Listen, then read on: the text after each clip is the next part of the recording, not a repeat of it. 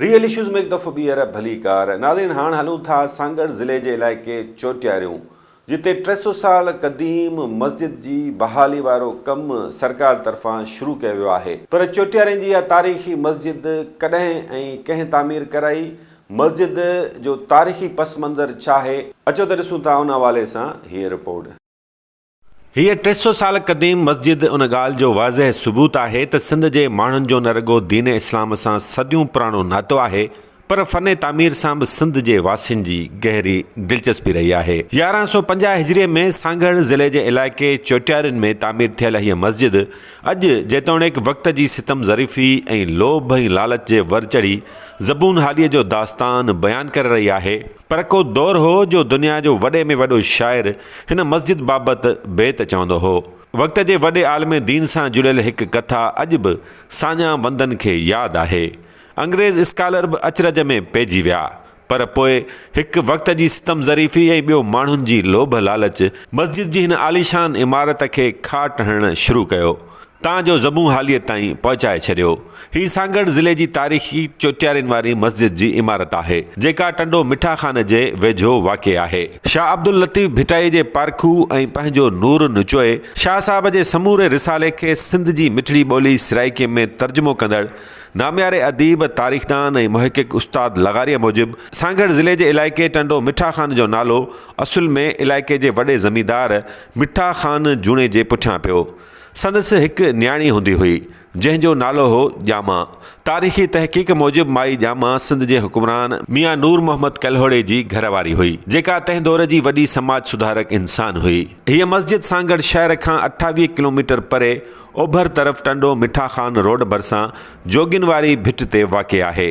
सभ खां पहिरियां हिते वॾियूं भिटूं हुयूं, उन्हनि भिटनि ते जोगी आबाद हुआ, जोगीअ सामी रहंदा हुआ।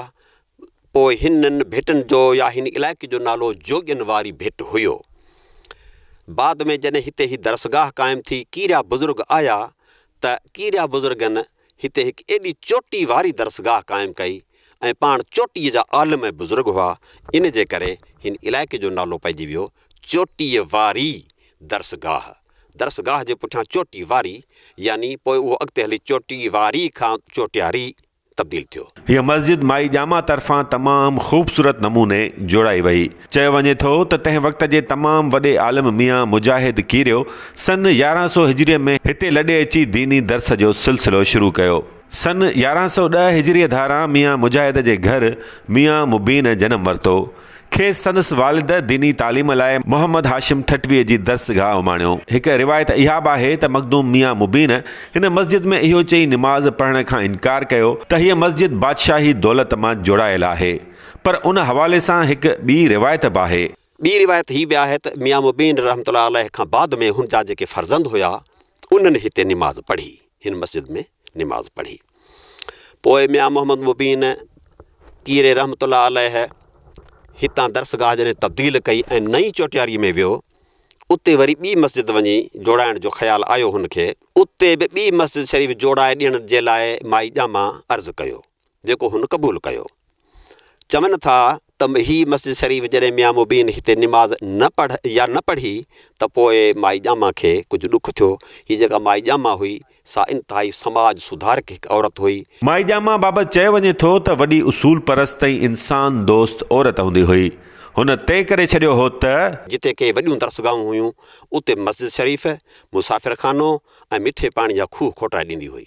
इहे हुन जा आलमान तमामु वॾा इंसानी कम हूंदा हुआ। मियां मोहम्मद मुबीन कीरियो वक़्त जो वॾो आलिम सॻोरो सम्झियो वेंदो हो। हुन लाइ आम माण्हुनि सां गॾु इख़्तियारियुनि ऐं साञा वंदनि वटि वॾो एहतराम हूंदो हो। मियां मोहम्मद मुबीन जॾहिं इहो ऐलान कयो त हू बादशाही पैसे मां जोड़ायल मस्जिद में निमाज़ न पढ़ंदो त पोइ माई ॼामा छा कयो, उहो उस्ताद लगारी ॿुधाए थो। हुन माई अहिड़ो कमु कयो, सुट जा ढेरा कतिया, पंहिंजी महिनत कई, कापो कयो, पोरियो कयो। उन पोरिये मझां माई ॼामा ॿी नई मस्जिद लाइ पैसा गॾु कया, पंहिंजे हक़ हिलाल जे पोरिये मञा ॿी मस्जिद ठाराए ॾिनी मियां मोहम्मद मुबीन कीरे खे नई चोटियारीअ में। हिन मस्जिद शरीफ़ जी अहमियत इन करे बि आहे जो दुनिया जो वॾे में वॾो शाइर शाह अब्दुल लतीफ़ भिटाई न रुॻो हिन मस्जिद में भेरो भञी वियो, पर मस्जिद जी वीरानी ॾिसी बेत पिणु चयईं। छा चयईं, उस्ताद साईं ॿुधाए थो।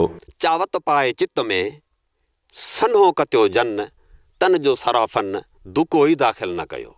वरी जो नई चोटियारी में वियो उते मस्जिद शरीफ़ नई माई ॼामा उनखे जोड़ाए ॾिनी, हता कि उन नई मस्जिद शरीफ़ जी छत बि अञा पियल कोन हुई, मुकमल न थी हुई, पर मोहबत पाए जो उहा ठारायईं, पंहिंजे कापे मञा जो ठाराए पे ॾिनाई, त उते भेटाई साहिबु चयो त मोहबत पाए मन में रंढा रोड़िया जन, तन जो सराफ़न अणतोरियो अघायो। अंग्रेज़ दौर में सिंध जे 6 मदरसनि खे इंग्लैंड जे कॉलेजनि जे बराबरि रुतबो ॾिनो वियो। उन्हनि मंझि हीअ मस्जिद पिणु शामिल हुई। सन 1851 में अंग्रेज़ स्कॉलर रिचर्ड बर्टन दौरो करे हिन मस्जिद खे उहो दर्जो ॾियारियो। उनमें हिकिड़ो ट्रपट, हिकिड़ो वलहार, हिकिड़ो मटियारी, हिकिड़ो चोटियारी ऐं हिकु ॿ ॿिया बि आहिनि। उन्हनि मदरसनि खे कॉलेजी सतह ते हुन तस्लीम कयो। इन मस्जिद अंदरि क़ाइमु थियल मदरसे में मर्द मुजाहिद शहीद अब्दुल रहीम गरोड़ी रहमतुल्लाह अलैह पिणु तालीम पिराई। उन इते तालीम पिराई, जेको वक़्त जो वॾो फ़क़ीह आलिम ऐं दीनी तालीम थियो, जंहिं मुनाज़रा कया, जंहिं कई आलिमनि खां अॻिते निकिरी आयो, सूफ़ी शाइर बि हो। तंहिं दौर में सिंध जी सभ खां ख़ूबसूरत मस्जिद ठटे में ताबगीर मस्जिद जे नाले सां वाक़िअ हुई, जेका समा दौर में तामीर कराई वई हुई। चयो वञे थो त माई ॼामा उन मस्जिद जी ख़ूबसूरतीअ खां एतिरो मुतासिर थी जो हुन पंहिंजे इलाइक़े में उन ई मस्जिद जी तर्ज़ ते हीअ मस्जिद तामीर कराई। तंहिं दौर में हीअ मस्जिद ॿियनि इस्मनि सां गॾु काशीअ जी कारीगरीअ सबबि सिंध अंदरि ख़ूबसूरत तरीन मस्जिदुनि में ॻणी वेंदी हुई। उन साॻी नक्शे ते ही मस्जिद शरीफ़ जोड़ाई।